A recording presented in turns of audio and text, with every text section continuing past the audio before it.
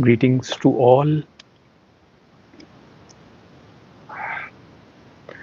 Namaste. I hope you're doing well. It's a beautiful Sunday morning. So I thought I'll be with you today. Good morning.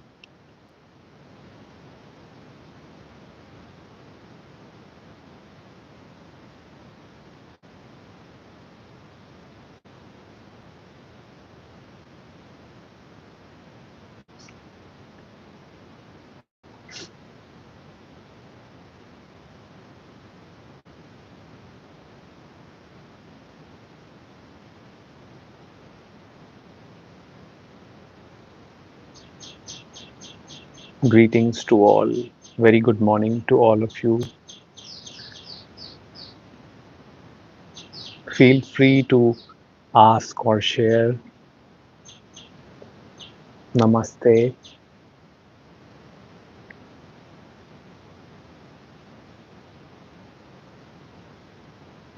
Someone from Portugal. Good night. Yeah, yeah.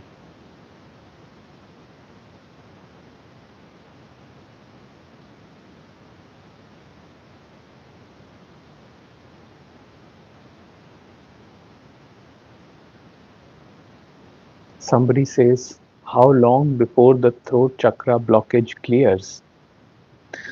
Well, you see, it is determined by the energy. It's not determined by the individual.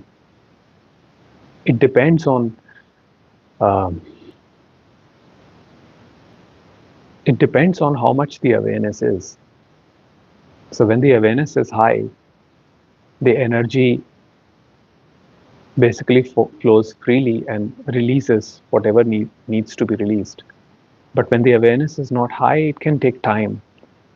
So there is no fixed timeline for any individual to clear the throat chakra.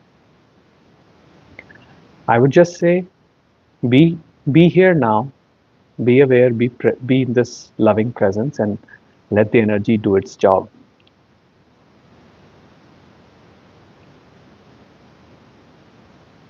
Nidhi says, where are you? Well, I'm in Mohali. If you're asking my location, I'm in Mohali, which is near Chandigarh.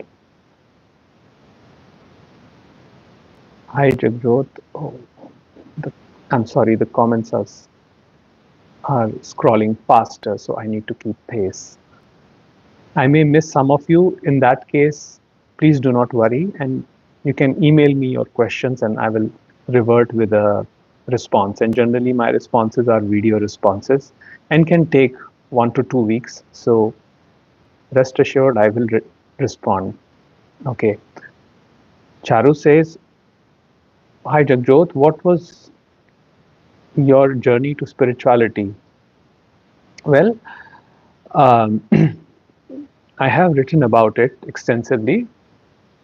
I used to work in the corporate industry. I spent over a decade in the corporate industry working as a software developer, and then at some point, it just all dropped because there was a glimpse into something vast, and all that excitement, that energy to become this, become that, just dropped away.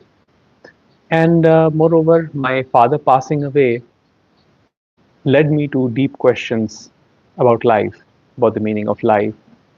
Why is one here? What is our purpose? All those questions.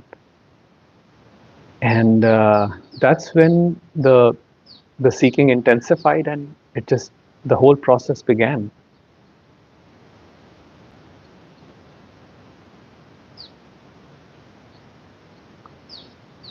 Okay, Ritesh says, can you talk how to know spiritual progress?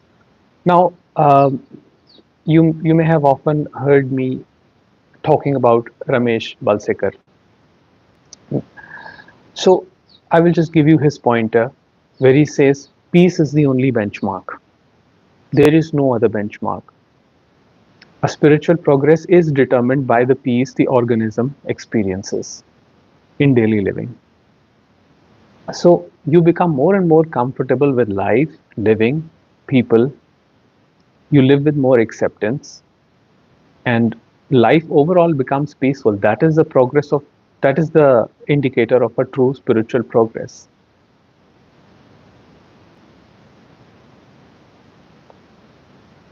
Okay, Ivan says, I'm starting to be aware of the old habits and reactions I used to have when facing pressure, such as fitting in and trying to be intelligent. And I see how I'm able to change my response. Yes, because your nature is knowing. It is beautiful that you can rest in that energy and you can see all the mental patterns flowing here and there. Now, the body will still sometimes react to you know, certain stimulus, and that's fine. As more and more awareness dawns, as one rests in this loving, restful awareness of being, one sees that I'm not my patterns, I'm not my conditioning. I'm simply the awareness, the untouched, the unchanging awareness that is witnessing all of this.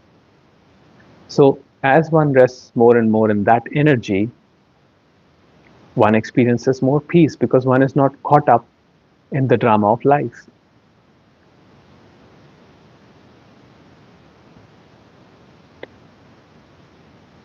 What do you mean by awareness is high? I didn't understand the question.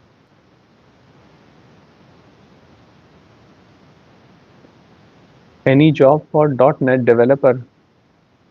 No, dear. I have left software industry for a very long time. It's been a while now. I think I left it in 2015, and ever since I have not gone back. So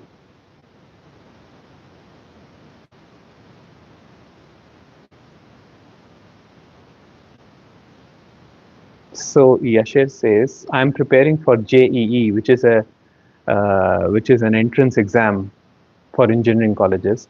Any tip for me? Just keep just just do the work, just do your studies, and leave the rest. Leave the outcome to God. Do not see do not see getting into JEE as your ultimate goal in life. Yes, if that happens, wonderful. Enjoy the success. But that is not your ultimate goal in life. Your goals will change. You will be presented with new goals, new challenges in life. So do not fixate on one particular goal and assess your worth based on that goal. If it is coming your way, do your best. Do your best. And if it happens, wonderful, enjoy. If it doesn't happen, don't despair. That's that's something I would say. Just focus on life, focus on living and enjoying life. Do not forget that. What are your views on marriage? Do you think it hinders one's spiritual growth as he will be trapped in worldly matters? So, I think marriage is a beautiful union between two people who want to come together and make a life. I do not think that spiritual growth is hampered by marriage. What can hamper a spiritual growth if one has a fixed idea about spirituality? As in, if I say that I need to do certain practices to awaken myself, and I see others as being an obstruction on it, that itself is the trap of the separate self or the ego, who is still externalizing. That means the ego is saying that they are responsible for my lack of spiritual growth. Now, uh, starting from Ramana Maharishi to Ramesh Balsekar, they all said that being a householder does not stop you from, uh, does not prevent your spiritual progress, your spiritual growth. In fact, you can use that to know more about yourself. The challenges in a marriage or in a relationship that you face actually highlights your own patterns. And spirituality is not something that is apart from the world. It has to be observed in the world while living in the world. So I don't think it's a problem. How to merge the desire to be alone and meditate while also being in relationship to another and the world. Now, the whole idea of meditation is misunderstood. When you sit and close your eyes and repeat a mantra or a chant or a name, that is a practice. A practice is okay.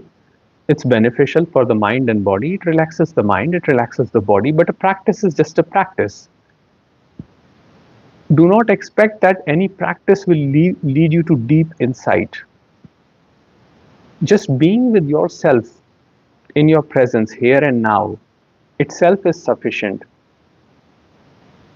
for for a spiritual insight. And being in relationship with another can actually help in that process, because the other can illuminate patterns that you never saw you had. So life is nothing but relationship. And now it does not mean that one has to be stuck in a relationship that is toxic, that is full of disrespect or contempt. One can certainly get out of that relationship if if that kind of thing is happening.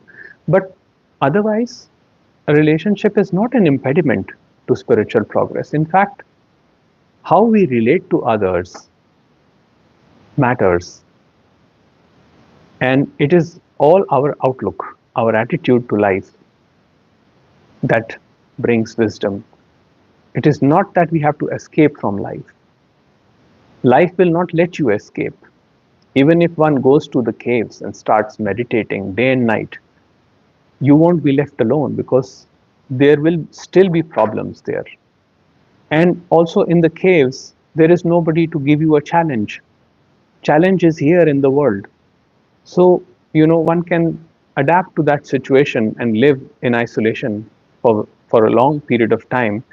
Because when, we withdraw into our shells out of, which is usually a reaction to a feeling, an internal feeling, it can be shame, it can be guilt, it can be anything.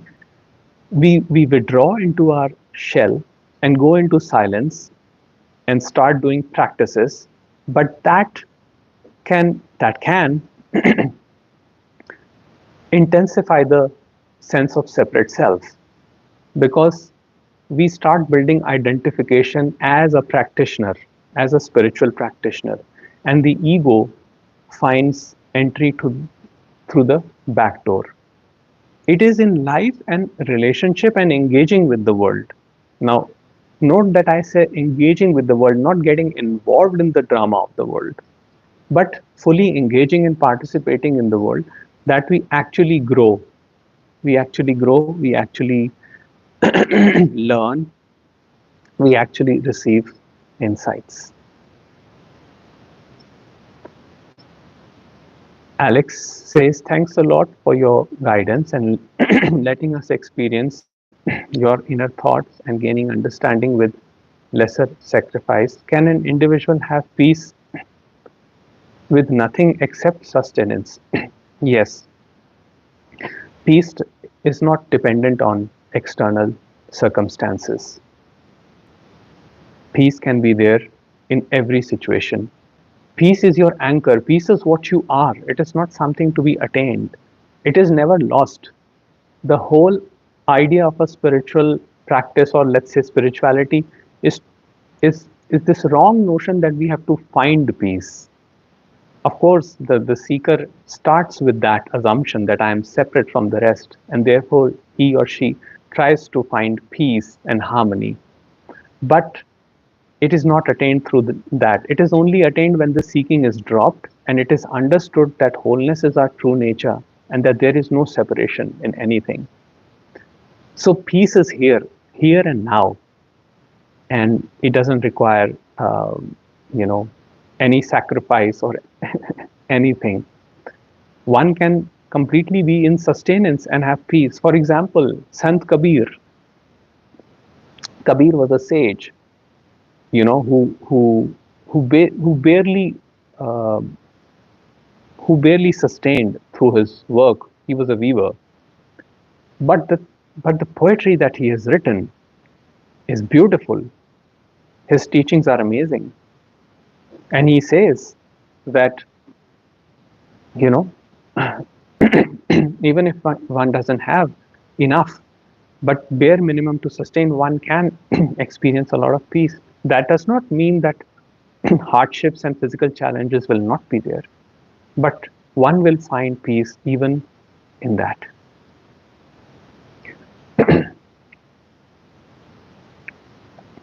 Charu says, fascinating, thanks for sharing.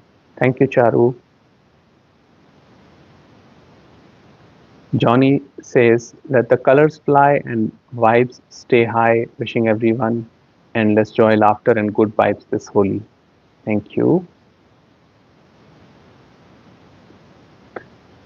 Okay. Jagjot, can you simplify this thing you often say, experienced and experiences?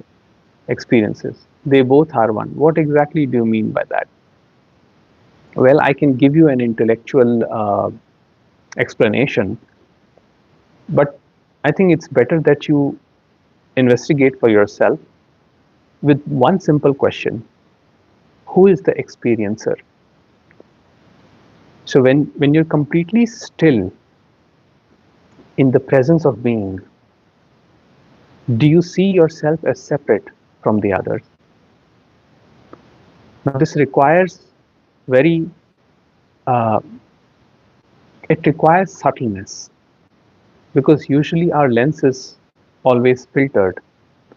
What that means is that we are seeing things from a limited perspective of the mind, where the mind says things should be this way or that way, only this line of thought is acceptable, only this religion is acceptable, only this prayer is acceptable, only this spiritual practice is acceptable.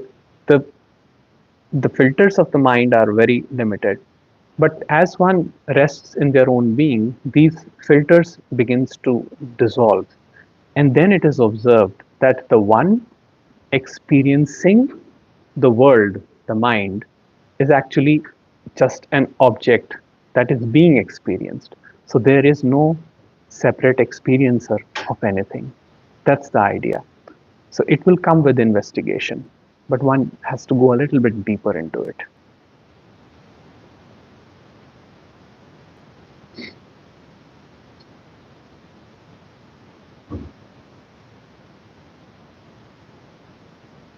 Okay. Hi Jagjot. I have been bedridden for nearly 2.5 years and still extremely unbearable around my belly and solar plexus with heavy feelings and moods. Please tell me I'll be okay. Yes, you will be okay. You will be okay. Go into your nature. Just relax. Just relax. Breathe and just be. And you will know who you truly are. You were okay and you will be okay always, because your essence is indestructible. And even the challenges around the body will come to an end.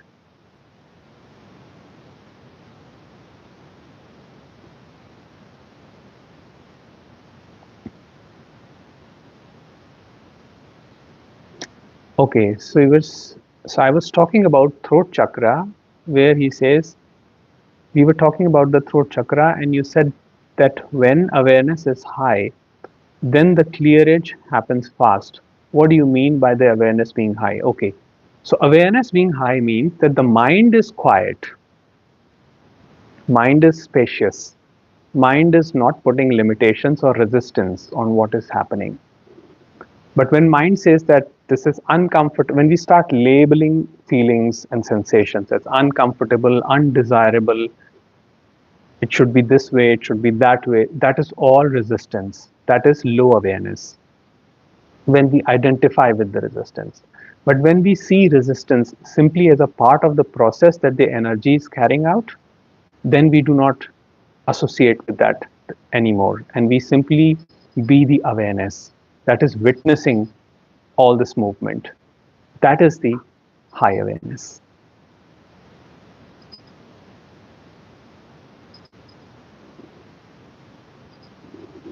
If one is in the darkest night of the soul their human life has experienced, how can the experiential knowing of myself as awareness pierce the veil of my difficulty more often?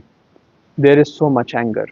So yes, this question generally arises when there is identification with the suffering, and it usually comes as my suffering, my difficulty. Just investigate this as to who is experiencing the dark night of the soul. Dark night of the soul is being experienced by that considers itself, or let's say himself or herself, separate from the rest. And then it says, why is my life so painful? Now, we do not dismiss the fact that pain is there. Of course, life is painful. There is no escape from that pain. And there is suffering at the core of it. But that suffering does not have to continue in horizontal time.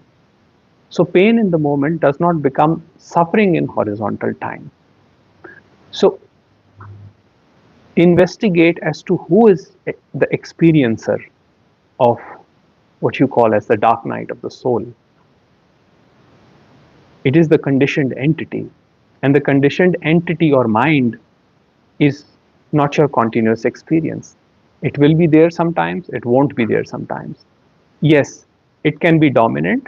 So the painful moments can be dominant. That may give an impression that, oh, I am experiencing dark night of the soul and this is never going to go. But that's not true. You find your moments of rest, you find your moments of peace.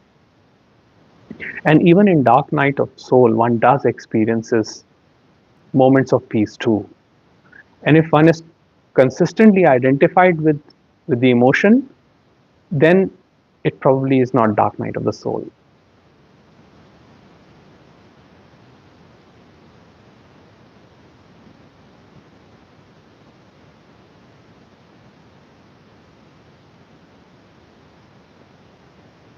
Okay, Lata says, when I see suffering inflicted by humans in other humans and humans on animals, I'm totally disheartened. How to get over it? I only keep thinking of the suffering, not the beauty of life. Yes, this can happen. Now, this what sages said about this. For example, Ramana Maharishi said that just be concerned with yourself. And I know in the moment that may sound selfish, but here's the thing: if you are peaceful internally, okay, then there is one person less in this world who's suffering.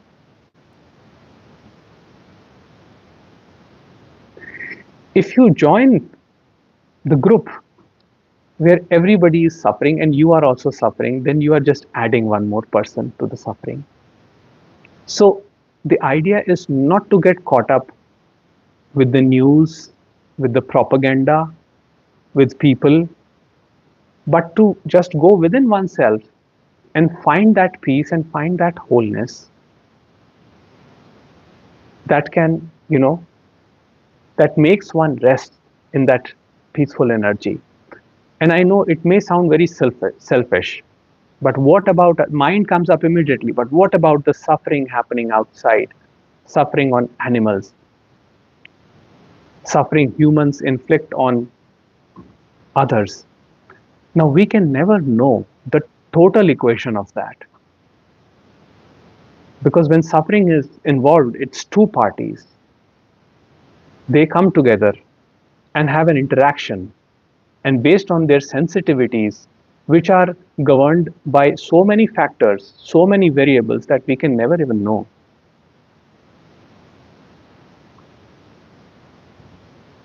So to get over it, as Ramesh would say, accept things as will of God and focus on your own self, on your own peace. Because when you are peaceful, you are radiating that peace to all. And just see your own experience. Who do you like to associate with in life? Do you like to associate with people who complain, who are always sad, or do you like to be with people who are peaceful? Peace is very attractive.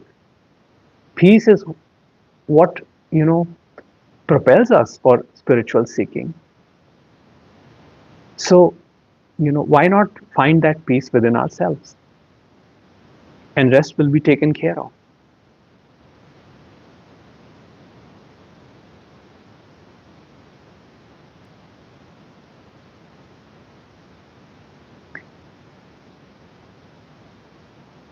Okay, last year I spent some months in an ashram in India.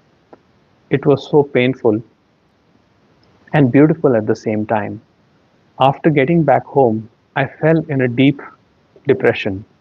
I can't stand life I always had anymore.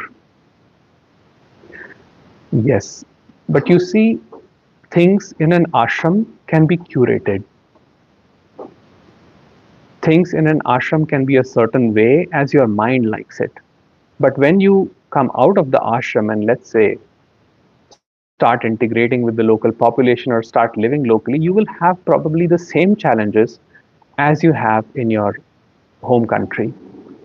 You will not find that people are much different there or here. Now, of course, in ashrams, when people go there, they go with an attitude, with a different attitude, because they know that they are in the company of spiritual seekers, and there are teachers and masters. So and the whole environment can give a different feel. For example, an ashram can be in the mountains, and it can be blissful, enjoyable. But the thing is, you know, you're not managing the ashram. You're not getting into the politics of what is happening in the ashram, how things are managed there, how money is managed there. So if you get deep into it, you will find that it is not much different from what happens in the world. So we have to make peace with wherever we are put, wherever we are placed by God. If we just keep fighting with our situation, we keep resisting, and that resistance creates more and more pain. So accepting the situation for what it is brings peace.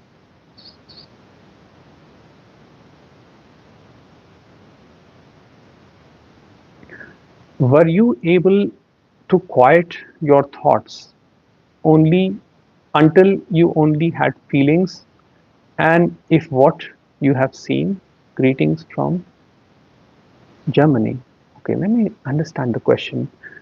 Were you able to quiet your thoughts until you only had feelings? And if what have you seen? I saw nothing. I saw nothing and I was okay with nothing. It just happened. I didn't try to quiet my mind. Well, initially I did do practices like Vipassana meditation for very long hours, thinking that will quiet the mind. But you see, it just dropped at some point. It dropped with the realization that this whole movement of mind from past, from the dead past to an imaginary future, is an illusion. So when the mind starts coming up with things, it can come up with thoughts anytime. Even now, sometimes the mind comes up. My mind does come up with thoughts, but I just don't pay much attention to them. They're just observed, witnessed, and released. So overall, yes, life becomes peaceful. I hope I answered that question. I gained peace after reading the Quran. Yes, whatever brings you peace, Bible, Quran, Guru Granth Sahib, or any scripture in the world, any teacher in the world, whatever brings you peace, let's just express gratitude to the universe for bringing us for bringing us to that piece of knowledge.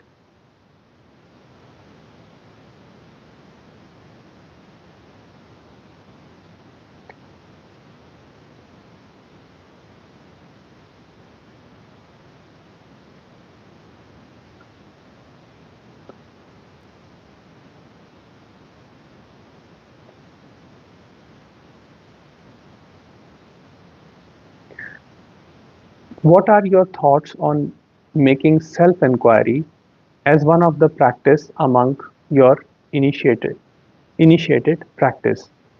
Do you keep asking who is the I who is experiencing, or who is this I, to attack the root of the mind? I don't feel that self-inquiry is a practice. Self-inquiry has to be organic and natural. That means sometimes the remembrance may come up and we may inquire this question as to who is the experiencer or who is experiencing. But sometimes it may not come. And when one totally surrenders to that, then there is a possibility for insight to happen. The if you if you start using self-inquiry as a practice to achieve a goal, then goal may be achieved, but you may not get what you're seeking. You know, at some point it may feel that I have it, I have got it.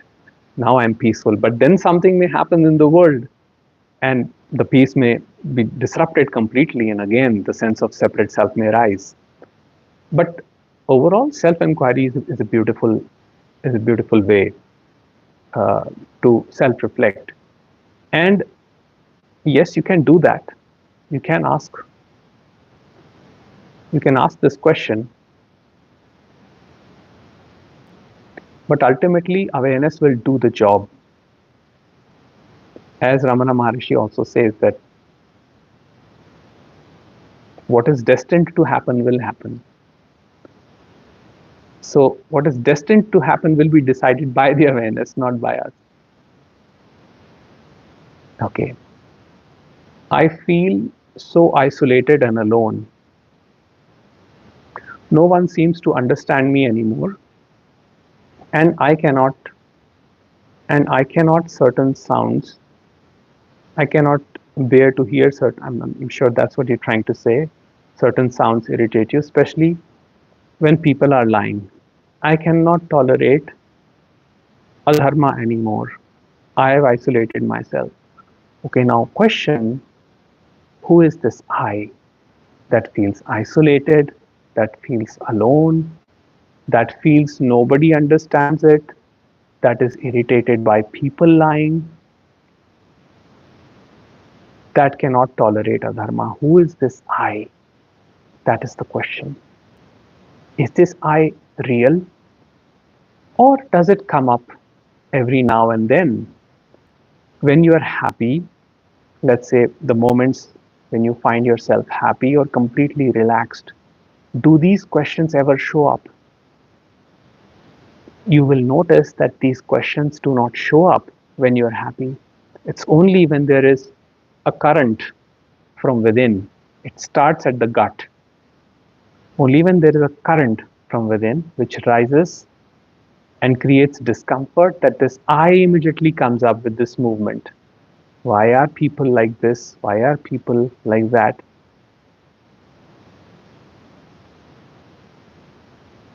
God creates dharma and God only creates adharma. That means it is our mind that is creating this bifurcation between dharma and adharma. From nature's point of view, everything is just a process, a happening. Nature does not discriminate. It's the dance of life. It is the Leela, as the masters say. Acceptance of Leela brings peace. And yes, people lie. People lie. But that is not a problem if your awareness is high. The question to ask is, where have I invested in that? What investment have I made with people I am associating that their lying is hurting me? If you are aware enough, their lying will never be a problem for you. And you will know how to disconnect when they do that, or even disconnect completely if they are, if they are compulsively lying or trying to give false information. But there will be no hatred towards them. It will not disrupt your peace. That's what I'm trying to say. But if you are contained in your own shell, in your own, with your own mind, making you a prisoner, what you're doing is you are converting a sentence which is life imprisonment into rigorous imprisonment. So be very, very careful of that.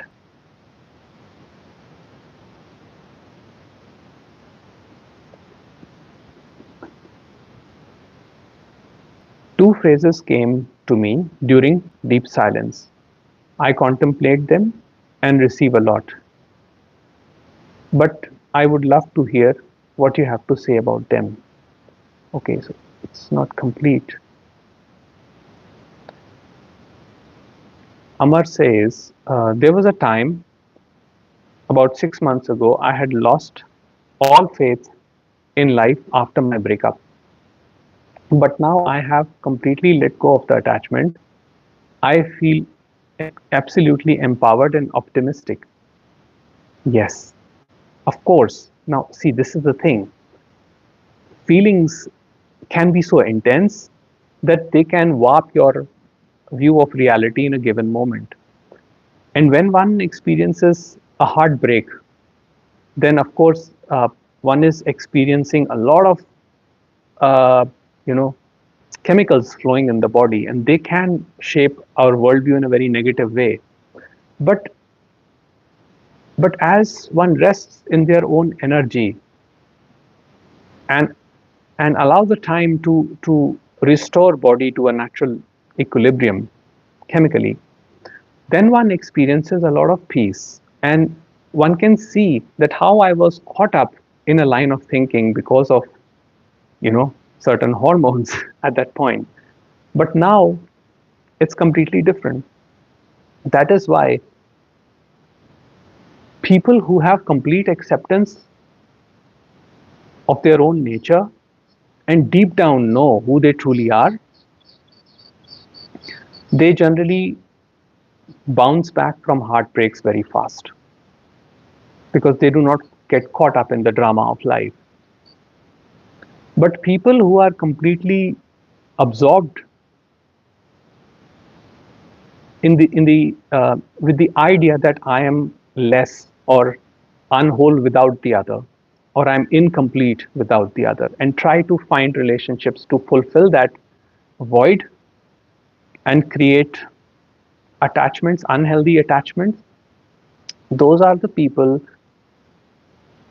who completely withdraw into their own shell and go silent, go quiet, and just they're not able to do anything. They don't feel optimistic, and a, a small amount of grief will always happen in when a relationship breaks down. That is normal. That is perfectly fine. But if it prolongs for very long and one is constantly ruminating on the past, then one needs to check as to what is going on. Just observation, nothing else.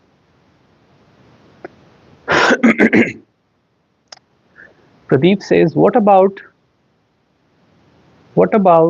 the action or work we need to do? It seems even we don't like, we are pushed to do things like money, earning, etc.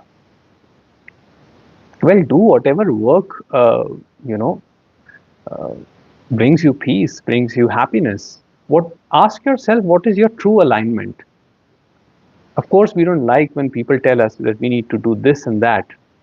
We can certainly choose our own path, choose something that we like. And sometimes it requires a little bit of experimentation before we truly know what we like.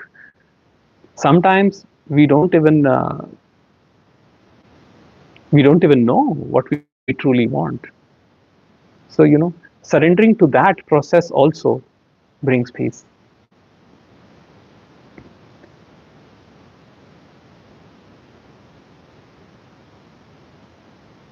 Okay, Amar says, is it a good sign? Okay, so he's talking about the breakup that I was mentioning before, that he feels empowered and optimistic. Of course, it is a good sign. That means you are at peace. Okay, Evo says, as a transgender male, I feel like I have a female and a male parts of my spirit. I identify greatly with Shiv Shakti. Yes, but you see, um, uh, it is perfectly okay to have that vision. But Shiv and Shakti are one. Shiv is consciousness at rest, and Shakti is consciousness in movement. But their essence is pure consciousness. So yes, we have both these parts in all of us, and the movement of Shakti regulates life, as we know. But it is not different from Shiva, because Shiva is consciousness. Beautiful. Thank you. If the world is mind, then everything is an opportunity for deep inquiry. The body is second, the body is a product of the mind. There is no difference between what is one. Oh, I just lost this thought. What was the previous? If the world is mind, then everything is an opportunity for deep self inquiry.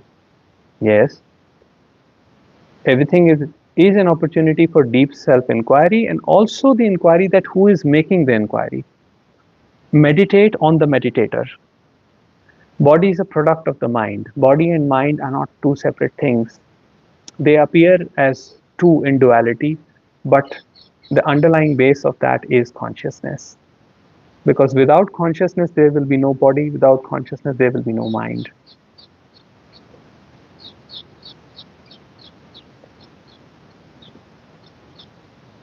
So John says, thank you for your comforting words. I'll stay being with bodily sensations, just as the sky, letting any weather just be as they are. Yes, yes. And let the observation happen. And, you know, when the thoughts come, you know, the troubling thoughts come, just deal with them in a gentle way. Now, I know this is very tough to visualize, but do not fight them. Do not try to block them. Just let them be. Let them play around a little, and you will see that they will leave. And you will experience moments of peace. And when you're totally present to those moments of peace, that peace begins to grow. And the moments of negative thinking, or let's say afflicting thinking as we perceive them, they begin to subside. And we naturally rest in our peace. So, as I said earlier, your essence is indestructible. So, nothing can actually harm you. You remain untouched. You are the unaffected witness of the phenomenal world, as it says in Ashtavakra Gita. Paul says, just observe. Yes, just observe and let the observation happen then.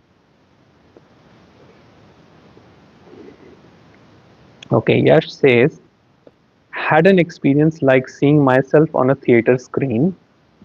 Earlier this year, I met someone who saw something and said I was a good soul and to keep up.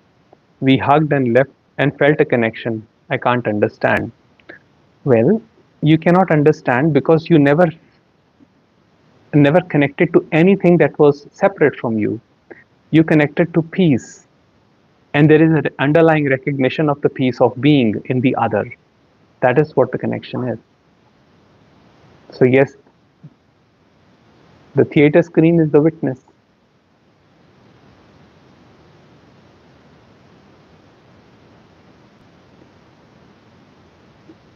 Bijumun says hi. Hi Bijumun. Hope you're doing well. Lata says thank you. Most welcome, Lata. Okay. Shredna says, I feel like I'm not alive. I see myself as a seeker, but I don't believe we will find any more happiness than what you did when you were scrubbing down your stairs. Yes, yes. Well, somebody had to do the job, so I did it because the labor was on a holiday. Happiness is, it's not a state of mind because mind by nature keeps changing. Happiness is a very misconstrued idea. Once aliveness, the experiencing, the pure experiencing that is happening, that itself is happiness. And it can be, it is there in everything, in every process. It can be there while you're doing the dishes. It can be there while you're cooking food or mowing the lawn or while scrubbing the stairs or while cleaning or anything. And there is always an opportunity to bring yourself to this present moment, here and now, which is full of, which is vast, unlimited happiness.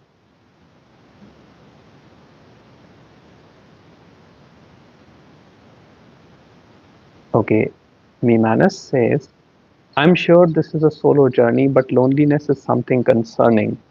Attempts to connect with others are mostly futile and empty. I've I've spent time in ISKCON. This felt good. Should I return there? Well, it's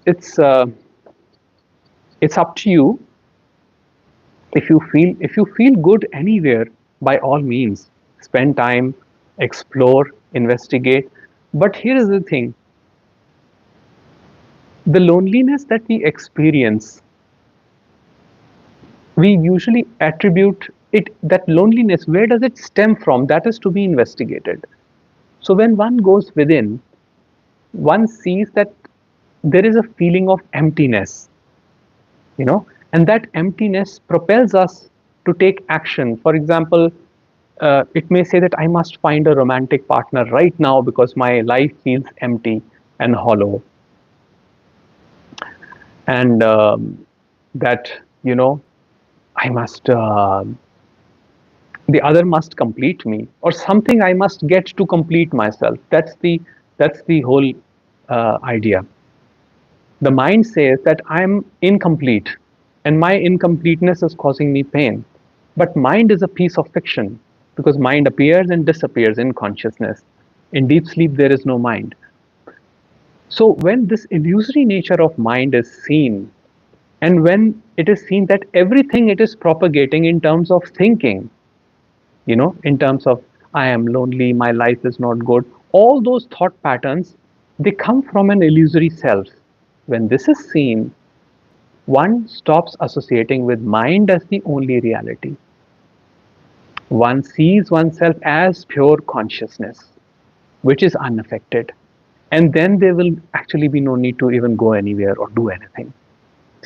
But yes, if you feel that you should spend time in ISKCON or any other spiritual place, by all means, go and experience and investigate. It's important. Okay, mandalas and affirmations. Thank you.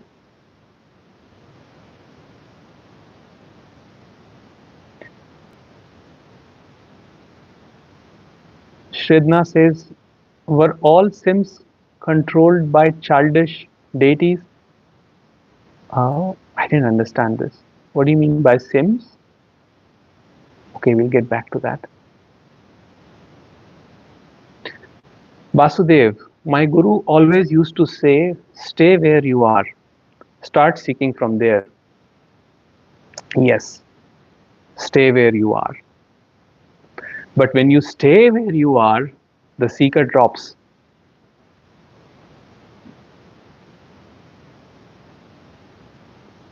It is only your it is only when you are not able to stay where you are, the seeking begins.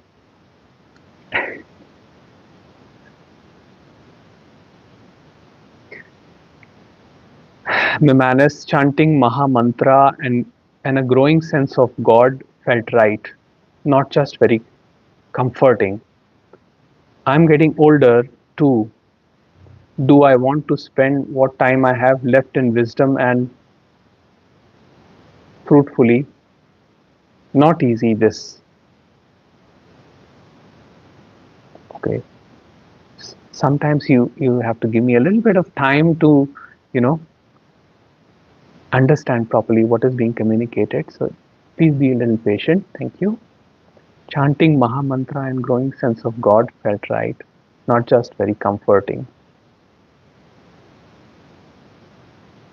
You know, all practices are beautiful, and I think it was Ramana Maharishi who said that when the japa or chanting starts happening spontaneously, that is self-realization. So initially you may feel that you are doing a certain practice, but then there is a shift in the perspective, not of the individual, but the awareness itself brings this realization. Now, I'm not saying thinking, I'm saying realization, which is different. It brings this realization that the japa or mantra or meditation, whatever you want to call it, is happening spontaneously, and that is self-realization. Till there is a meditator meditating on something other than itself, meditation is not happening. Jay says, meditation over the years have given me the opportunity to enjoy stillness. Yes, of course, it is a beautiful practice. It is a beautiful practice. In my experience, meditation is just not limited to a practice that requires us sitting in a particular posture and keeping the eyes closed. A meditation is total acceptance of the situation the way it is, with the total understanding that everything is will of God, everything happens as per cosmic law, and the law that we can never make sense of. Once this is understood, the mind stops moving, and that stillness of mind is meditation. That is no mind.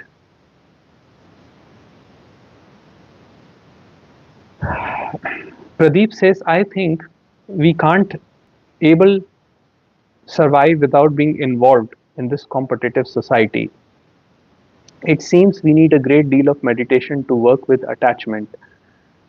Well, investigate who is making these conclusions. Because if you start with this conclusion that I have to be competitive in order to survive in this society, well, let me tell you, I was a very competitive man myself. I competed for many entrance exams and I cleared them. I got into engineering, computer engineering. Then I competed in the workplace to climb up the corporate ladder. I did not get happiness. Yes, I got money, I got positions, I got all the worldly comforts, but there was this hollowness, this emptiness within me, which never got resolved. So I gave all of it up completely. I gave up the money, gave up the prestige position. For a very long time, people asked me, what do you do? And I had nothing to answer. But to tell you the truth, it brought me a lot of peace.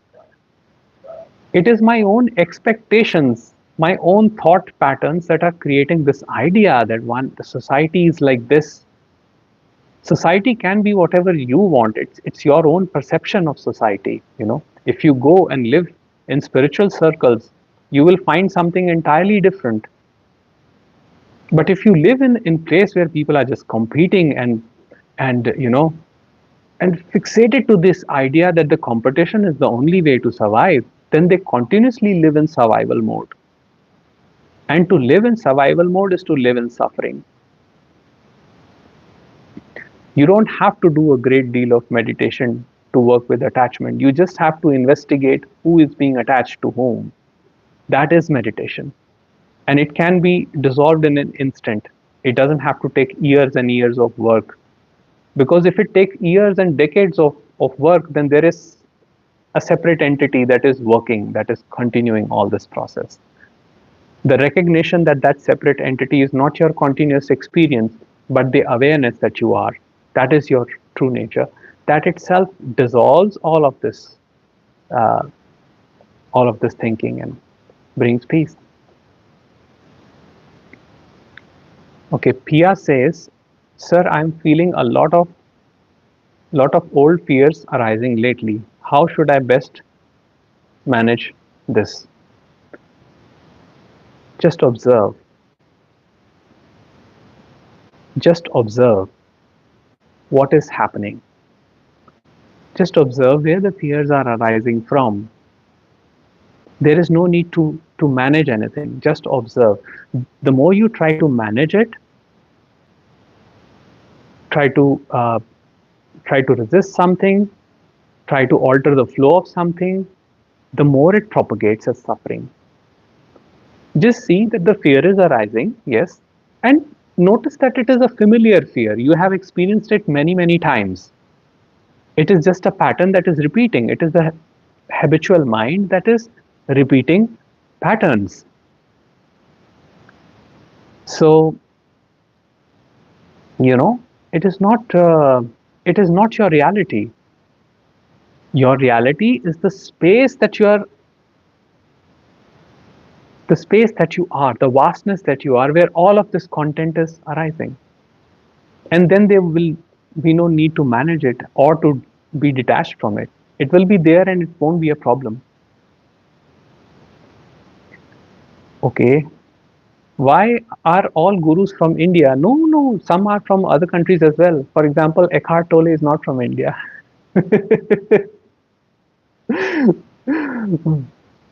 I'm sure there are many others from different parts of the world. Well, for one thing, I'm not a guru.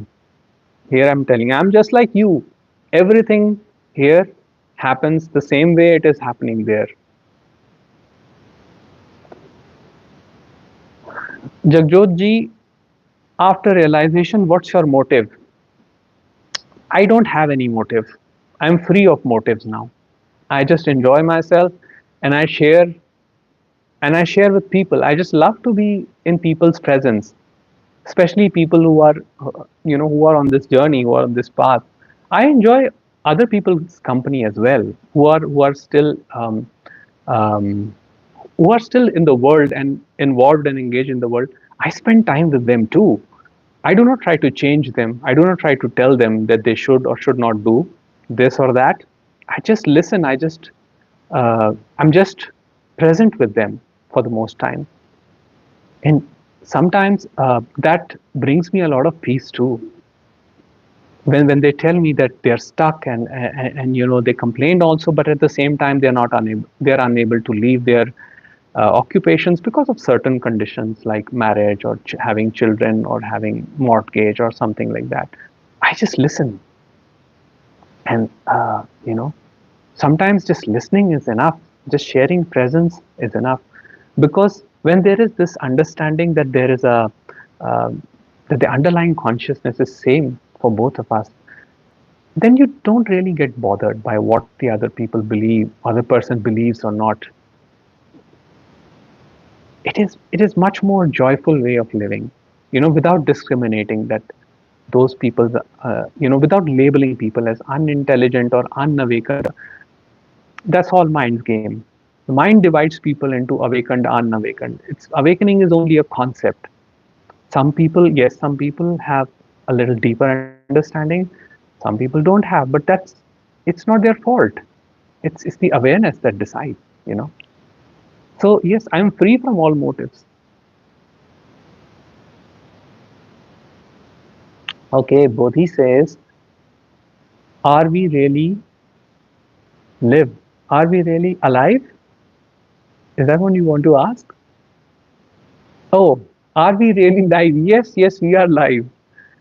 Yes, Bodhi, we are live. Gaurav,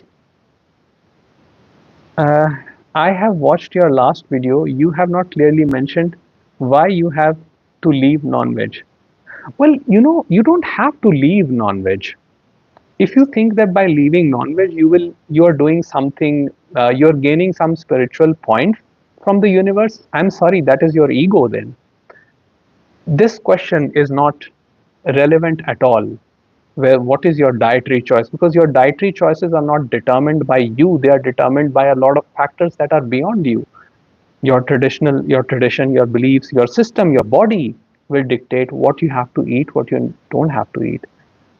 All I would say is that don't put any conditions to the spiritual progress. Let it be. Now, in my case, it just dropped. I just didn't feel like having. That's it. There is no other explanation. It's not that I'm doing it because it is giving me certain benefits. In fact, non-veg food used to give me more benefit. It gave me more protein. It used to keep me full. But I just don't feel like having it. And it's been quite a while now, and I feel perfectly peaceful and okay. It doesn't disrupt my peace. So that's fine with me, you know. Okay, Bodhi says it is night here in Baja. Do you say Baja or Baya? I think it's in California. Beautiful, beautiful. Jagjot ji, what is Turiya Atit? Well, Turiya is a word used for the, it is, well, they call it the fourth state. I think in Mandukya Upanishad, they call it the the underlying substratum of everything. So it is just another name for pure consciousness, the unaffected, changeless consciousness. So you have the three states, you know, uh, the Jagrat, the Swapna, which is dream. Jagrat is awakening, waking state. Dream is Swapna, and Sushupti is the deep sleep. So Turiya is the substratum beyond the three states. Is the substratum. That's what my understanding is. But now it may be limited. I'm not very well versed with scriptures, so I cannot comment on that. That is my understanding. Okay, Zamir, I'm glad that they helped. Sorry, we were disconnected for a moment. Bodhi says, I'm so happy. Well, I'm happy too.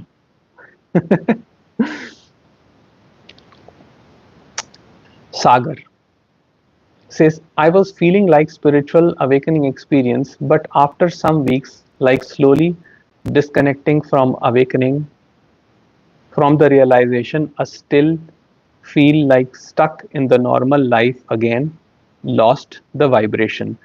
No, it is, this can be a false feeling because, and it is very normal to feel like this.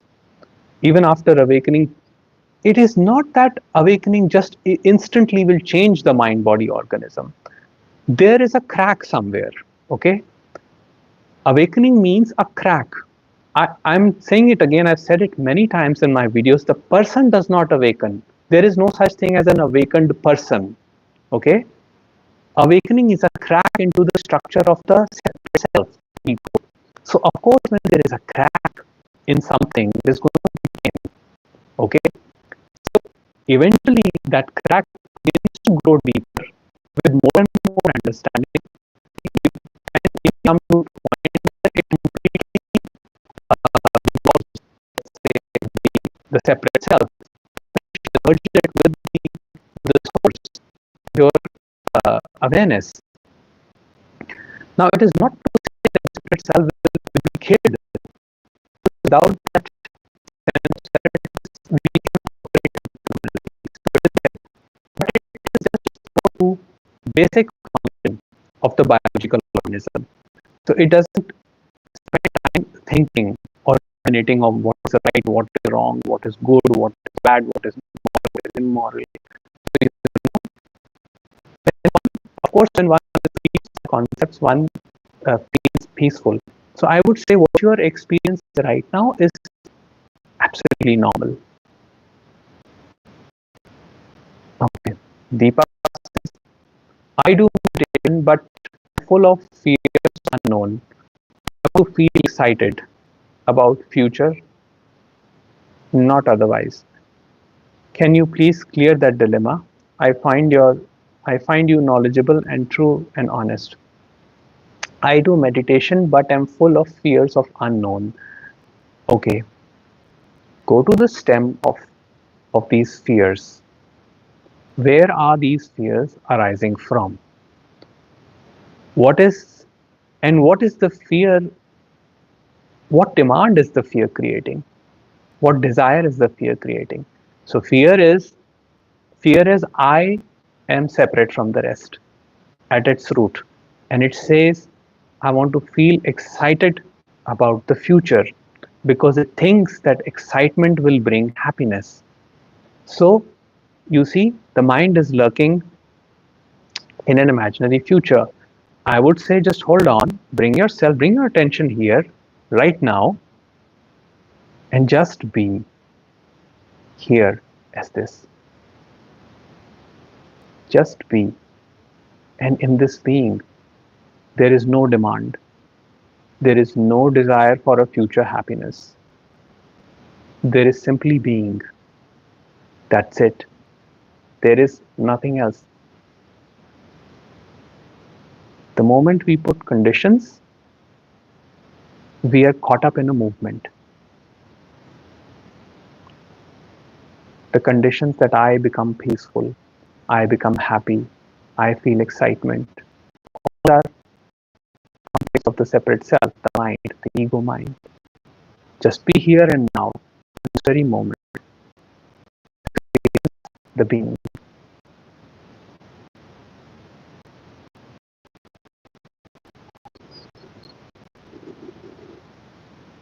Prasad says, no meditation and detachment for relationships.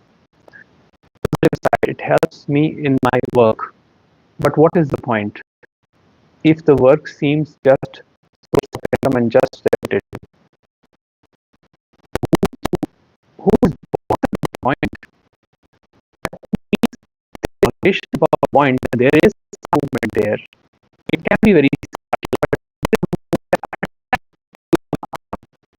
subtle, right?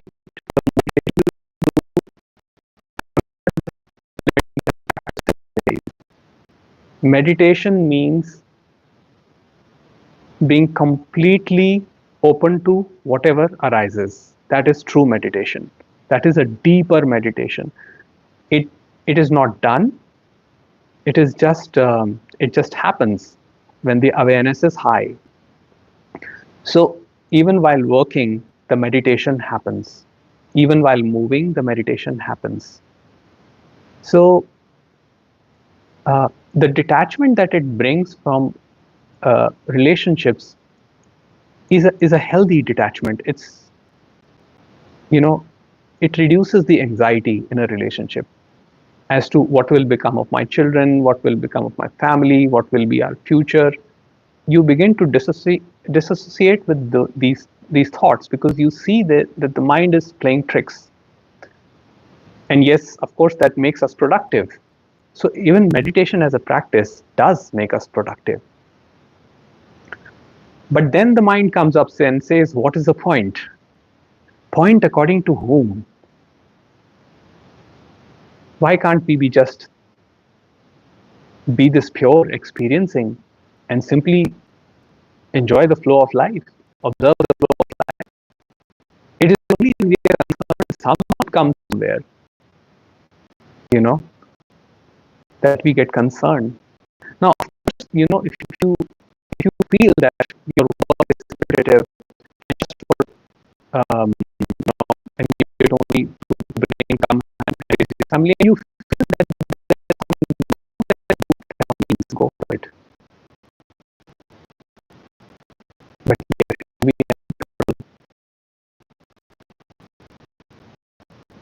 you can. So you can just why that movement is happening, that is an indication that something needs to be taken place.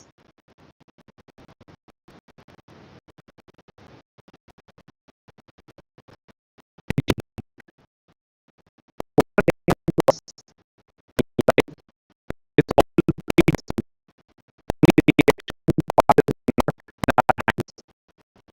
Whatever thing that happened was in the last chapter time, whatever thing that happens to us in life is all predestined. Asking a question.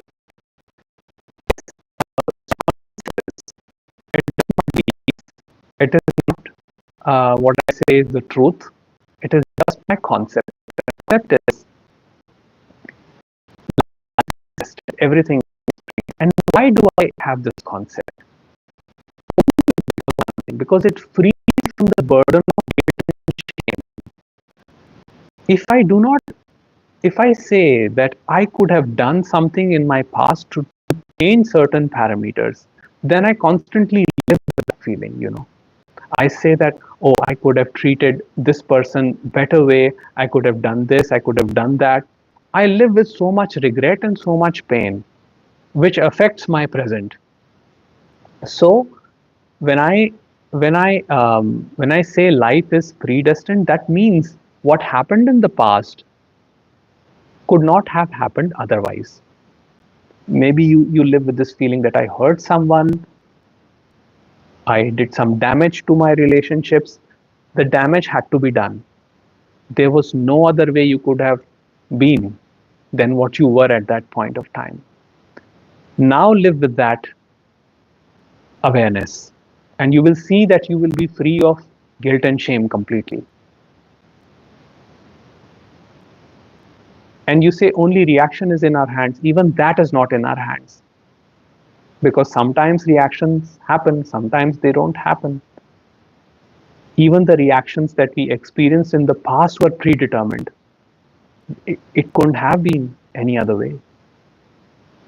So the whole idea that life is predestined is just, for me, an explanation for the to free myself from the feelings of shame and guilt. Otherwise, there is no there's nothing beyond it. So it is not my truth, it is just my concept.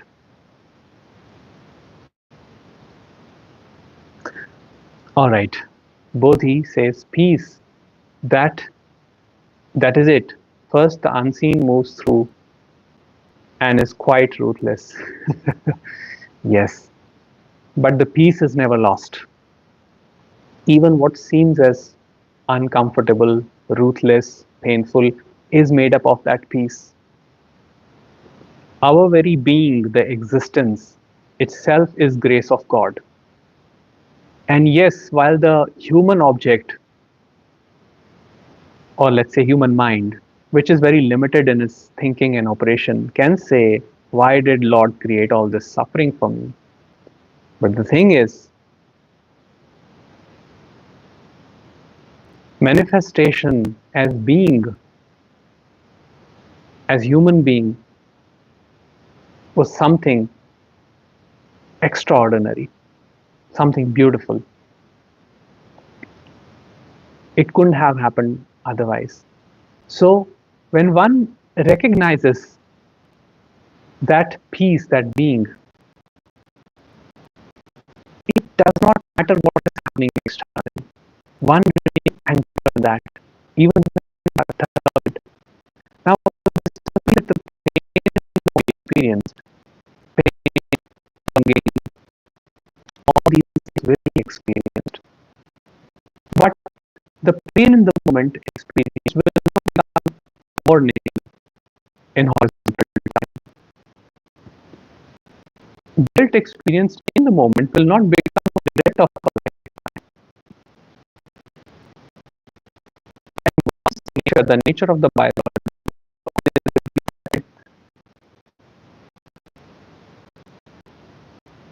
for what it is, and that brings peace. Okay, so I think we will conclude today. Uh, It's been wonderful to interact with all of you, such beautiful people. Thank you for being here, and thank you for sharing your presence with me.